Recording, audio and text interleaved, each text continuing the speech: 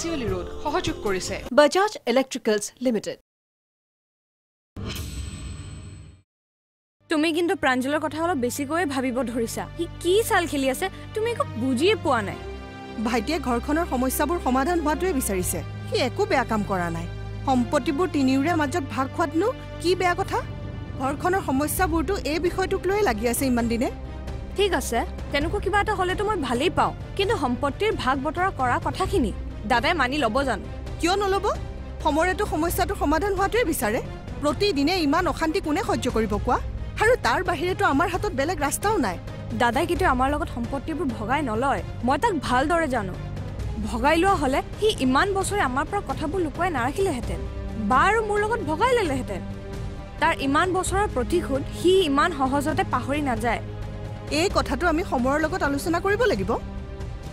যিটো আলোচনাৰ কোনো অৰ্থই নাই সেইটো আলোচনা কৰি কিবা লাভ হ'ব জানো? আৰু তুমি মোক বুজোৱাতকৈ দাদাক নুবুজোৱা কিয়? হঠাৎ তুমি ইমান কিয় খং কৰিছা প্ৰীতি? কাৰণ তুমি ফটোৱা মানুহ এজনৰ কথাত ভুল গৈছা। ভাইটি এতিয়া ভাল হ'ল, তুমি তাৰ কথা ইমান বেয়াকৈ কিয় কৈ আছা? কাৰণ মই ভালদৰে জানো যে সি তাৰ স্বাৰ্থৰ বাবে তোমাক উচতাই আছে, যাতে সি তোমাৰ পৰা সম্পত্তিৰ নামত ডাঙৰ কিবা এটা সৰকাব পাৰে। কথাটো অলপ ভালকৈ ভাবি চাবা।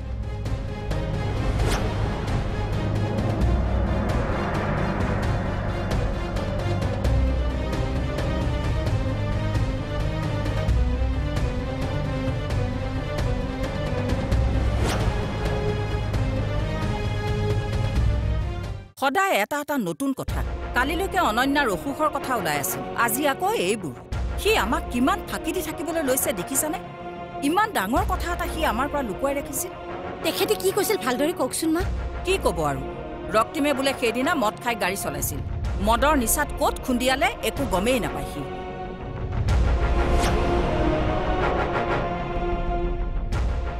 তাৰ বন্ধুজনে যেনে তেনেহে গাড়ীত উঠাই তাক সেইদিনা ঘৰত থৈ গৈছেহি।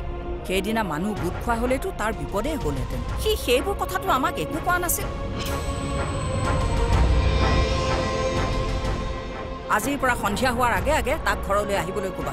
ৰাতি দেৰিলৈকে যদি কাম কৰিব লাগে চাকৰি এৰি দিয়ক। সি নালাগে কাম কৰিব।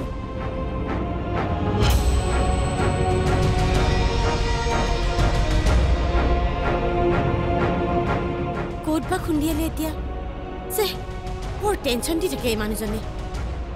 এতিয়া আৰু তই ক'ত সাৰিবি? এনেকৈ তই এদিন ধৰাত পৰিবি। চট ফটাব লাগিব তই অমৰৰ দৰে, আৰু শাস্তি পাব লাগিব। বৌ, মই অলপ বাহিৰৰ পৰা আহোঁগৈ। দেৰি নকৰিবা। ঠিক আছে। তেনেহ'লে দাদাৰ লগত তুমি আলোচনাত নবহা।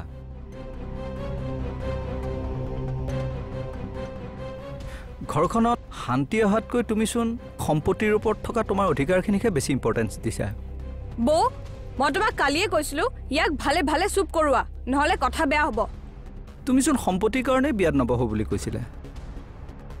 দাদাৰ কথাবিলাক বাহানাহে আছিলে, নহয় জানো? মই তোক বহুত সহ্য কৰি আছোঁ। বৌ, তুমি তাক কিবা ক'বা নে মই আকৌ হাত তুলিব লাগিব? তই মনে মনে থাকচোন অকণমান ভাইটি। আৰে মইনো কি ভুল কথাটো কৈছোঁ? আজি ভিনদেউ ঘৰত নাই, সেই টেনশ্যনটো তইহে লৈছ। বেলেগেতো একো ফিলেই কৰা নাই। মই ঘূৰি অহালৈকে তোক যদি মই ঘৰত দেখা পাওঁ, তাৰপাছত মই তোক দেখাই দিম মই কি ফিল কৰি আছোঁ। দেখিলি বা? ইমান ভাল কথা কোৱাৰ পাছতো তাইৰ ব্যৱহাৰটো দেখিলি? আৰু কি কি লুকুৱাইছ মাৰৰ পৰা? কি লুকুৱাইছনো মই? নিজে ভাবচোন। আৰু ক'ত কি কৰি থৈছ আজিয়ে কৈ দে সকলোবোৰ, যাতে আমি মানুহৰ পৰা নতুন নতুন কথা শুনি থাকিবলগীয়া নহয়। তুমি এইবোৰ কি কৈ আছা মা? এক্সিডেণ্টৰ কথাটো কিয় লুকুৱাই থৈছিলি আমাৰ পৰা? তোৰ যে ইমান ডাঙৰ এটা এক্সিডেণ্ট হৈছিল আমাক কোৱা নাছিলি কিয়? কি কথা কৈছা মা? মোৰতো একো এক্সিডেণ্টেই হোৱা নাই। কালি বাবুদা আহিছিল।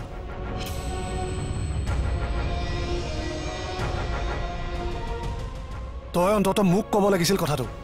কি ক'লে সি? কি ক'লে বাদ দে, আগতে ক তই কিয় মদ খাই গাড়ী চলাইছিলি? মই কেতিয়া মদ খালো মা?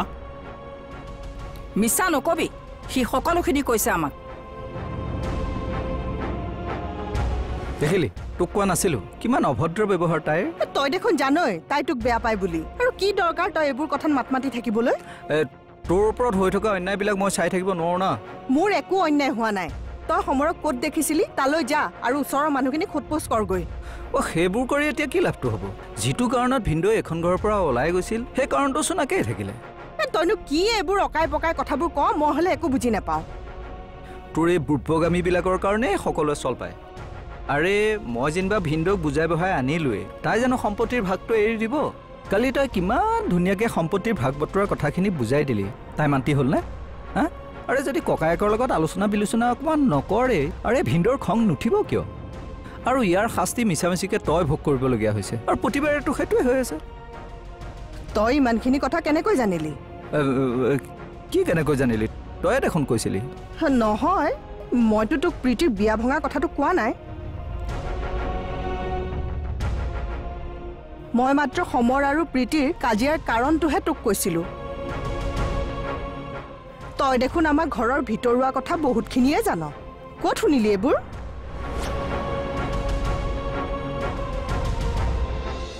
সেইটো একেবাৰে সৰু এক্সিডেণ্ট আছিল আচলতে মই তহঁতক ক'বলৈকে পাহৰিছিলোঁ কিন্তু বাবুদাই দেখোন ডাঙৰ এক্সিডেণ্ট বুলি কৈছে তোক বোলে যেনে তেনেহে তাৰ পৰা বচাই আনিছে আৰু তই বোলে সেইদিনাখন নিচাত ক'বই নোৱাৰ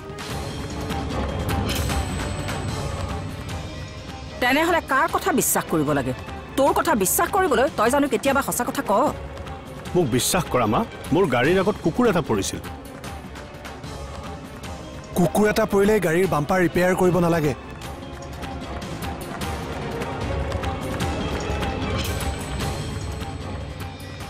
নতুন হেডলাইট লগোৱা আৰু গাড়ীৰ বাম্পাৰ ৰিপেয়াৰ কৰা বিল পাইছোঁ মই সেইবোৰ আকৌ তই ক'ত পালি গাড়ীৰ ইঞ্চুৰেঞ্চৰ পইচা দিবলৈ ফাইলটো বিচাৰিছিল ময়ে উলিয়াই দিছিলোঁ প্ৰিয়মক আৰু আজিকালি তুমি ইমান মিছা কথা ক'বলৈ কিয় লৈছা একো মিছা কথা কোৱা নাই মানিছোঁ সেইদিনাখন মই অলপ মদ খাই আছিলোঁ সেইটো এটা সৰু এক্সিডেণ্ট আছিল গাড়ীৰ সন্মুখত কুকুৰটো পৰিছিল বচাবলৈ গৈ মই ডিভাইডাৰটোত খুন্দা মাৰি দিলোঁ মা ভাইটিয়ে অলপ বেছি ভয় খাই আছে হ'ব দে আজিৰ পৰা আৰু মই ৰাতি গাড়ী নচলাওঁ দাদা ডিভাইডাৰত লাগিলে গাড়ীখন কিমান ক্ষতি হয় সেয়া মই ভালদৰে জানো মোক বুৰ্বক বুলি নাভাবিবি আৰু যদি গাড়ীখন ডিভাইডাৰতে লাগিছিল তেনেহ'লে বাবুদাই তোক মানুহৰ মাজৰ পৰা কিয় বচাই আনিছোঁ বুলি ক'লে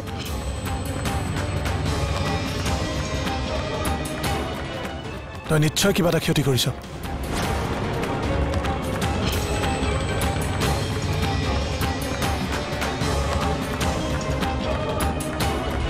মোৰ ভয়তে চাবলৈ সাহস নহ'ল মা মই ভয়তে ক'ব নোৱাৰা হৈ গৈছিলোঁ বাবুৱে টানি আনি মোক গাড়ীত বহুৱাই দিছিল কিন্তু খুন্দা মৰাৰ আগমুহূৰ্ততটো দেখিছিলি কি আছিল তোৰ সন্মুখত হয়তো মানুহেই আছিল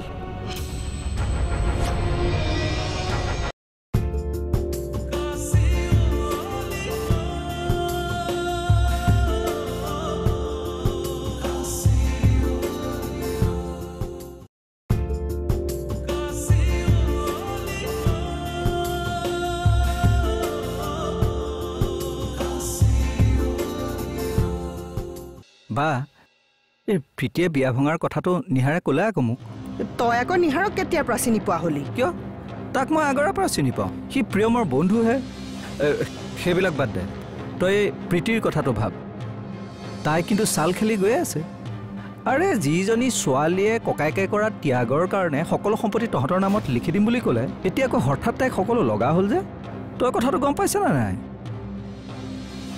বা তাই দিনে দিনে জাল পেলাই গৈ আছে তই গম নোপোৱাকৈ ভৰি দি গৈ আছো গতিকে তই মোৰ কথা শুন ৰচোন তই যে ককায়েকৰ ত্যাগৰ কাৰণে গোটেই সম্পত্তি আমাৰ নামত লিখি দিছে বুলি কৈছিল তোক এই কথাটো কোনে ক'লে কাৰণটো সেইটোৱে হ'ব চাগে তই সঁচাই একো বেয়া উদ্দেশ্য লৈ অহা নাইতো সঁচা কথা কবি তোৰ শপত বা মই বাৰু কিয় মিছা কথা ক'ম আৰু তোৰ সন্মানখিনি মই বাৰে বাৰে অপমান হ'বলৈ দিব নোৱাৰোঁ নহয় শুন তই এতিয়া তাইক এটা কথা ৰাজি কৰা যে তাই অলপ সম্পত্তি নিজৰ নামত ৰাখি বাকীখিনি ককায়েকক এৰি দিওঁ নহ'লে কিন্তু বা সমস্যাবিলাক সদায় এনেদৰে থাকি যাব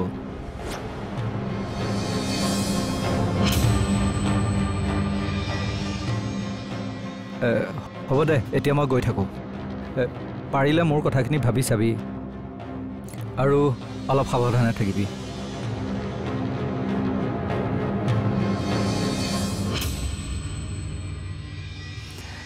এহেজাৰ বিঘাৰ অংকটো তুমি ঠিকেই মাথা মাৰিছিলা কিন্তু সম্পত্তিৰ অংক ইমান সহজ নহয় অলপ সাৱধানে থাকিবা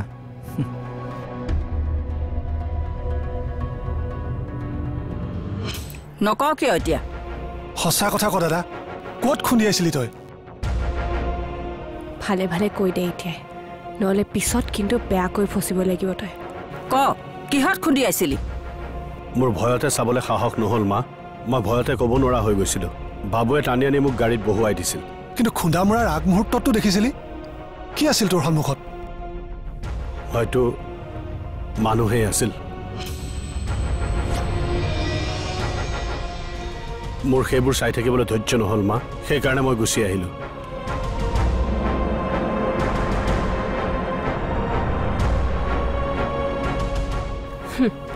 ইমান সহজভাৱে কৈ দিলে আপুনি ধৈৰ্য নহ'ল আপোনাৰ চাবলৈ মানৱীয়তাৰ খাতিৰত আপুনি এবাৰ হ'লেও ঘূৰি চাব পাৰিলেহেঁতেন আপোনাৰ দুখৰ কাৰণে এজন নিৰ্দোষী মানুহক মৃত্যুৰ মুখত পেলাই আপুনি তাৰ পৰা আঁতৰি আহিবলৈ সাহস কেনেকৈ হ'ল আপোনাৰ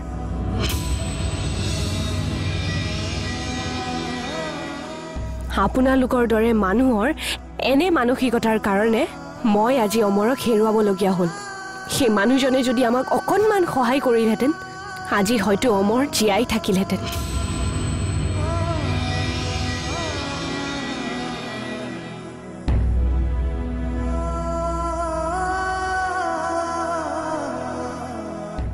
আপুনি মদৰ নিচাত এক্সিডেণ্ট কৰি গুচি আহিল আৰু সকলো পাহৰি নিজৰ মা পত্নী পৰিয়ালৰ সৈতে আনন্দত আছে কিন্তু এবাৰ হ'লেও ভাবি চাইছেনে যে কি অৱস্থা হৈছে এই মানুহজনৰ পৰিয়ালটোৰ যাক আপুনি খুন্দিয়াই এটা সৰু ভুল বুলি আপুনি পাহৰি গ'ল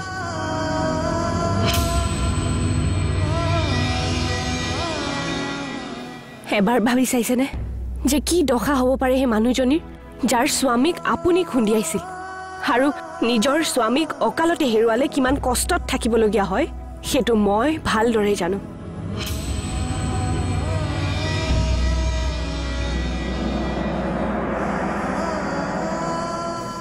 আজি ইমান দিনে মই যেনেকৈ অমৰক হেৰুৱাই কষ্টত আছো ঠিক তেনেকৈ সেই মানুহগৰাকীও কষ্টত আছে আপোনাৰ এবাৰ উপলব্ধি কৰিবলৈ সাহস নহ'ল নে কথাখিনি কোৱাৰ কাৰণে আপোনালোকে মোক বেয়া নাপাব আমি যদি নিজেই নিজৰ ভুলবোৰ উপলব্ধি নকৰোঁ তেন্তে ঈশ্বৰেও নিজৰ বিচাৰ নকৰাকৈ কেতিয়াও নাথাকে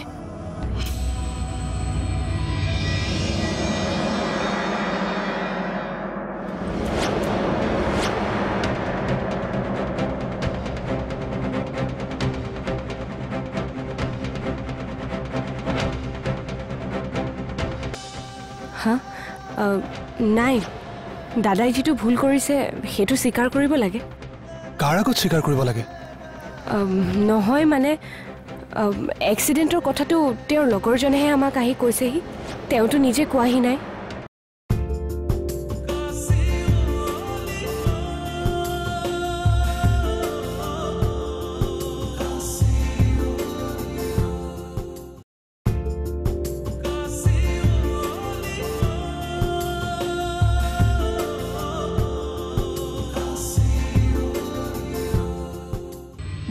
মই তোমাক ইমান বিশ্বাসত কথাবোৰ কৈছিলো তুমি তাক সকলোবোৰ কথা কিয় কৈ দিলা মই তাক সকলোবোৰ কথা কোৱা নাই মই মাত্ৰ দাদা আৰু তোমাৰ মাজৰ কাজিয়াৰ কাৰণটোহে কৈছিলো তেনেহ'লে আমাৰ গাঁৱত কিমান মাটি আছে সি কেনেকৈ জানিলে মইতো তাক কিমান মাটি কি কথা একো কোৱা নাছিলো তেন্তে কোনে ক'লে তাক সি আজি ওলাই যাওঁতে মোক কি কৈ গ'ল জানা 1000 বিঘাৰ মই বোলে কিবা অংক কৰি আছো কিন্তু সম্পত্তিৰ অংক কৰাটো বোলে ইমান সহজ নহয় হি মোক সাৱধানে থাকিবলৈ ধমকি দি থৈ গৈছে তুমি সঁচাই কৈছানে প্ৰীতি মই তোমাক মিছা কথা কোৱা কোনো প্ৰয়োজন নাই বৌ মই তোমাক বাৰে বাৰে হকিয়াই দিয়া পাছতো তুমি তাক কিয় আখৈ দি আছা আজি হি মোক তেনেকৈ ধমকি দি যাবলৈ একমাত্ৰ তোমাৰ কাৰণে সাহস পাইছে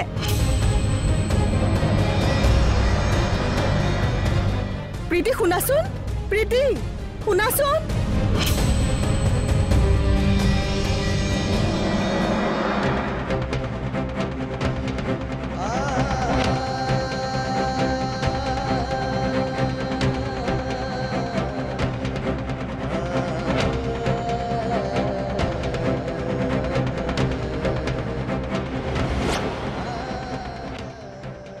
মই জানো আজি আপুনি মনত বহুত কষ্ট পাইছে দাদাৰ কথাবোৰে আপোনাৰ অতীতটোক মনত পেলাই দিলে মই ভালদৰে উপলব্ধি কৰিব পাৰিছোঁ আপুনি পোৱা আঘাতবোৰৰ কথা আন কোনেও সহজে বুজি পাব নোৱাৰে মইতো এই দিনটোৰ কাৰণেই বাট চাই আছিলোঁ কি হা নাই দাদাই যিটো ভুল কৰিছে সেইটো স্বীকাৰ কৰিব লাগে কাৰ আগত স্বীকাৰ কৰিব লাগে নহয় মানে এক্সিডেণ্টৰ কথাটো তেওঁৰ লগৰজনেহে আমাক আহি কৈছেহি তেওঁতো নিজে কোৱাহি নাই তেওঁ যে ইমান ডাঙৰ ঘটনা এটা কৰি মনে মনে বহি আছে মই সেইটো ভুলৰ কথাহে কৈছোঁ সঁচা কথা কওক অনন্যা আপুনি দাদাৰ কোনটো ভুলৰ বিষয়ে কৈছে আপুনি তাৰ বিষয়ে কিবা জানে নেকি মই একো নাজানো প্ৰিয়ম আপোনাৰ মাৰ আগত ক'ত কি এক্সিডেণ্ট কৰি আহিছিল মই সেইটো স্বীকাৰ কৰাৰ কথাহে কৈ আছোঁ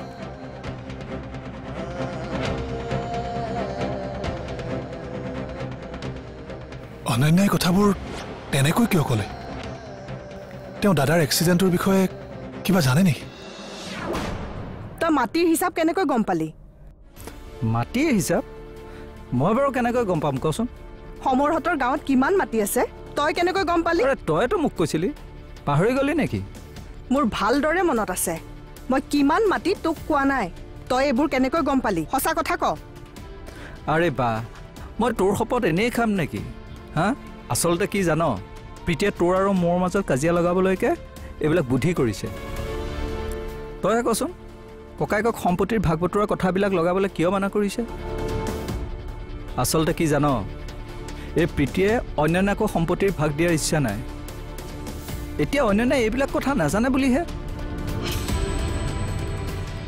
গম পালে অলপ আঘাত পাবনে বাৰু ঠিক আছে ভিন্দুৰ লগত যেনিবা তাই কিবা শত্ৰুতা আছে কিন্তু অন্যান্য তাইতো ভনীয়েকক নিজতকৈও বেছি ভাল পায় তাই এইটো অলপ গেম খেলিছেনে একো গেম খেলা নাই তাই মই ভালদৰে জানো তাইক তেনেহ'লে অন্যান্যক নকৰাৰ কি কাৰণ থাকিব পাৰে তই কচোন তই মিছাই তাইক দোষী সজাই আছ ঘৰখনৰ শান্তিৰ কাৰণে তাই সম্পত্তি এৰিবলৈ প্ৰস্তুত মাথো সমৰে সিহঁতক ঠগিব খোজাৰ বাবে তাই মনত বহুত কষ্ট পাই আছে তোক আৰু বুজাই লাভ নাই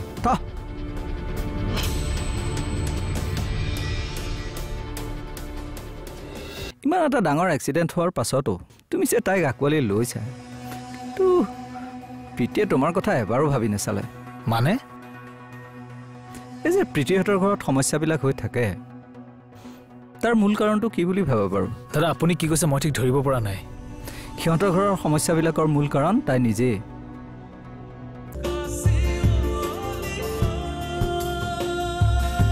কাছিয়লি ৰোড সহযোগ কৰিলে বাজাজ ইলেক্ট্ৰিকেলছ লিমিটেড